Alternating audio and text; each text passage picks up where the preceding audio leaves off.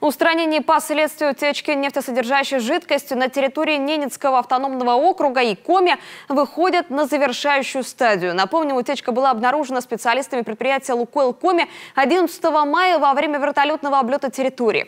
Причиной стала разгерметизация трубопровода в 300 метрах от береговой линии реки Колва в Нау, недалеко от границы нашего региона. Основная масса нефтесодержащей жидкости была практически сразу локализована персоналом на суше. Часть, это не более 9 кубов, попала в реку. На сегодня собрано около 130 кубометров загрязненного грунта. Гибели биологических ресурсов в результате произошедшего нет.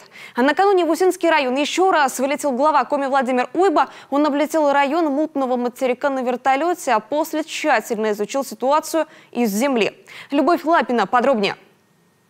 На остров? Да. Тут спускаемся, здесь смотрим, здесь, и, соответственно, да, именно так.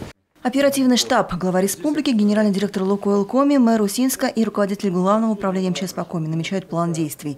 Первым делом облет территории на вертолете. Если нефть прошла дальше заградительных бонов, то на поверхности наверняка есть радужная пленка. Пока ее не обнаружили, хотя мониторинг территории идет в постоянном режиме. Вчера был облет, значит, по вертолетному облете комиссия, которая летала, вообще не видит признаков даже пленки. На территории вот отсюда вот до мутного, до щели Божьей. То есть вот эта вся часть, она вообще не просматривается. То есть это надо сейчас на катерах. Сейчас мы на катерах разведку делаем. Исходя из того, что мы на вертолете видим, что пока ничего нет, мы приняли решение в мутном материке скинуть боны. Значит, и, соответственно, в любом разе, там фотографии есть, если они подтвердятся, здесь будем делать ловушку.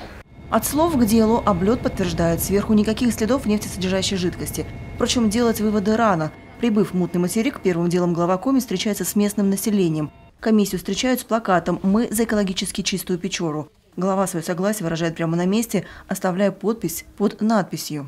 Мы сейчас пролетели туда же, слетали, обратно вернулись. Я не вижу то, что я видел на Колве.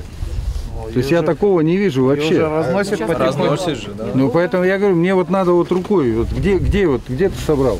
Это утром в Кокошоре, то есть получается верх села. Владимир Викторович, да. Давайте сходим, покажу сейчас.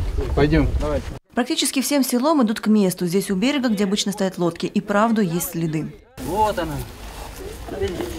Правильно, я же ее сверху не могу увидеть. Так, ну что с этим делать? Не, вот это что лодка, вот она здесь в заводе есть, значит она и по реке есть. А что на самой реке, Владимир Уйба видит своими глазами. Мелкие, словно разбросанные по реке маслянистые кругляши. Их немного. Это одновременно печалит и радует. Ведь основные силы, которые были развернуты на Колве выше по течению, справились со своей основной задачей. Они вовремя остановили движение нефтесодержащей жидкости. Понятно, что больше каких-то таких серьезных мероприятий здесь не требуется. Еще раз повторяю, это совершенно другая картина, та, которую вот мы видели 13 числа, когда были развернуты основные силы на реке Колве. Это говорит о том, что все-таки те мероприятия, которые вот те два основных рубежа, которые сегодня работают на Колве, которые были выставлены начиная с 12 мая, они свою функцию выполнили. И практически сюда уже на Печору, повторяю, попадают такие вот единичные, так скажем, капли уже нефтесодержащие. Сейчас в операции по сбору нефтесодержащих отходов на реке Колва задействовано 209 человек, 22 лодки, 2 катера, 7 барж. Работы идут круглосуточно при помощи сорбентов и боновых заграждений на 7 рубежах реагирования. Общая их протяженность уже почти 2,5 километра. Использовано 30 тонн высокоэффективных сорбирующих материалов. Они связывают частицы нефтепродуктов и тем самым облегчают их сбор. И сегодня в районе мутного материка вдоль береговой линии разворачивают дополнительные боновые заграждения, чтобы собрать даже мелкие включения. Тем временем угрозы источникам питьевого водоснабжения для населения нет. Водозаборное сооружение Усинска расположено на реке Уси выше по течению от впадения Колвы. А снабжение водой сельского населения идет из водозаборных скважин. Нет урона и биоресурсам. Кстати, именно вопрос ловли рыбы больше всего занимает сельчан. Ведь река их главная кормилица. Скажите, пожалуйста, еще вопрос. А у нас вот «Лукойл» и остальные нефтяные компании будут заниматься воспроизведением рыбы? Сейчас готовим программу, отдельную программу, готовим президенту и в Совет Безопасности. Нам 200 тысяч – это капля в море. Это вообще ни о чем. Нам надо каждый год пускать несколько десятков миллионов. И то это делать должно программно, а не раз в году. А выпустили и забыли. Год? Конечно.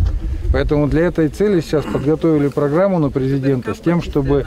Ведь малек-то не просто его надо выпускать, его надо растить здесь, в этой воде. Потому что если он пришел сюда, отнерестился, да, та же семга, то ее в этой воде и надо выращивать.